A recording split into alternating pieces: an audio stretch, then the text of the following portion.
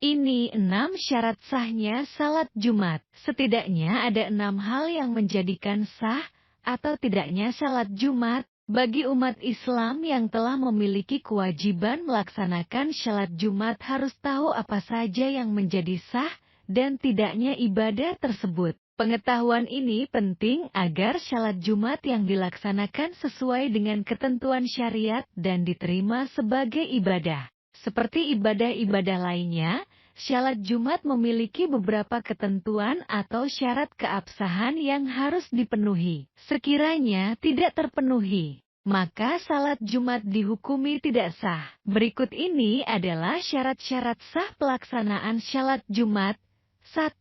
Salat Jumat dan kedua khutbahnya dilakukan di waktu zuhur. Hal ini berdasarkan hadits, artinya, sesungguhnya Nabi SAW melakukan salat Jumat saat matahari condong ke barat, waktu zuhur. Har Al-Bukhari dari sahabat Anas, maka tidak sah melakukan salat Jumat atau khutbahnya di luar waktu zuhur. Bila waktu asyar telah tiba dan jamaah belum bertakbiratul ihram, maka mereka wajib bertakbiratul ihram dengan niat zuhur. Apabila di tengah-tengah melakukan salat Jumat, waktu zuhur habis, maka wajib menyempurnakan Jumat menjadi zuhur tanpa perlu memperbaharui niat. 2. Dilaksanakan di area pemukiman warga. Salat Jumat wajib dilakukan di tempat pemukiman warga.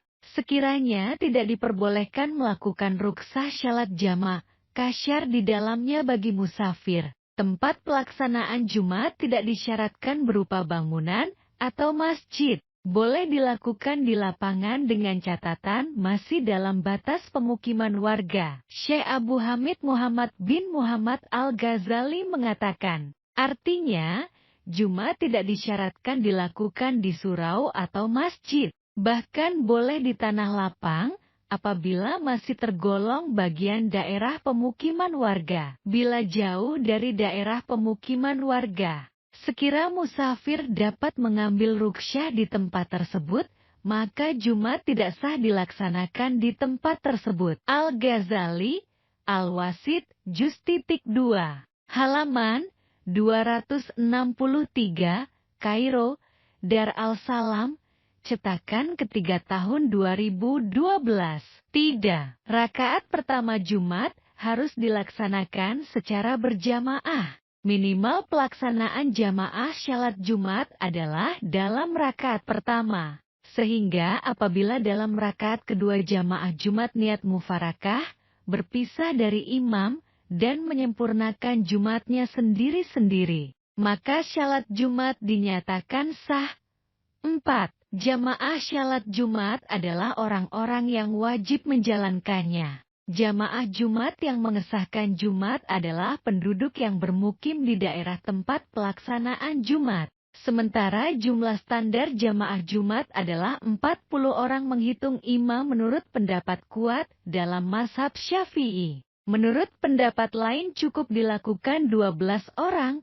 Versi lain ada yang mencukupkan 4 orang. Al-Jamal Al-Habsyi sebagaimana dikutip Syekh Abu Bakar bin Syatta mengatakan, artinya, berkata Syekh Al-Jamal Al-Habsyi, bila orang awam mengetahui di dalam hatinya bertaklid kepada ulama dari asyab Syafi'i yang mencukupkan pelaksanaan Jumat dengan 4 atau 12 orang, maka hal tersebut tidak masalah, karena tidak ada kesulitan dalam hal tersebut. Syekh Abu Bakar bin Syatta, Jambu Al-Risalatain, halaman 18.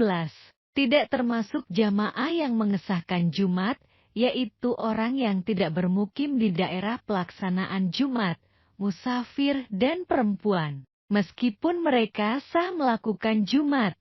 5. Tidak didahului atau berbarengan dengan Jumat lain dalam satu desa. Dalam satu daerah, salat Jumat hanya boleh dilakukan satu kali. Oleh karenanya, bila terdapat 2 Jumatan dalam satu desa, maka yang sah adalah Jumatan yang pertama kali melakukan takbiratul ihram, sedangkan Jumatan kedua tidak sah. Dan apabila takbiratul ihramnya bersamaan, maka kedua Jumatan tersebut tidak sah. Hal ini bila tidak ada kebutuhan yang menuntut untuk dilaksanakan 2 kali. Bila terdapat hajat, seperti kedua tempat pelaksanaan terlampau jauh, sulitnya mengumpulkan jamaah Jumat dalam satu tempat, karena kapasitas tempat tidak memadai, ketegangan antar kelompok dan lain sebagainya. Maka kedua Jumatan tersebut sah, baik yang pertama maupun yang terakhir. Syekh Abu Bakar bin Syatta mengatakan, artinya, kesimpulannya,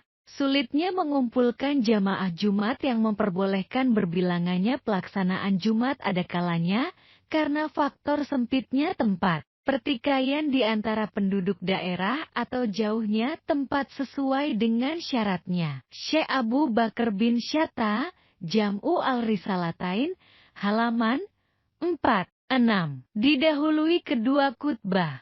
Sebelum salat Jumat dilakukan, terlebih dahulu harus dilaksanakan 2 khutbah. Hal ini berdasarkan hadis Nabi. Artinya, Rasulullah SAW berkhutbah dengan berdiri kemudian duduk, kemudian berdiri lagi melanjutkan khutbahnya. Muslim, demikianlah syarat-syarat yang harus dipenuhi dalam menjalankan salat Jumat. Semoga bermanfaat. Silahkan kamu bagikan video singkat ini ke berbagai media sosial kamu agar kebaikan ini lebih mendunia. Silahkan kamu subscribe channel ini, agar kamu bisa mendapatkan berbagai informasi menarik dan penuh kebaikan. Terima kasih.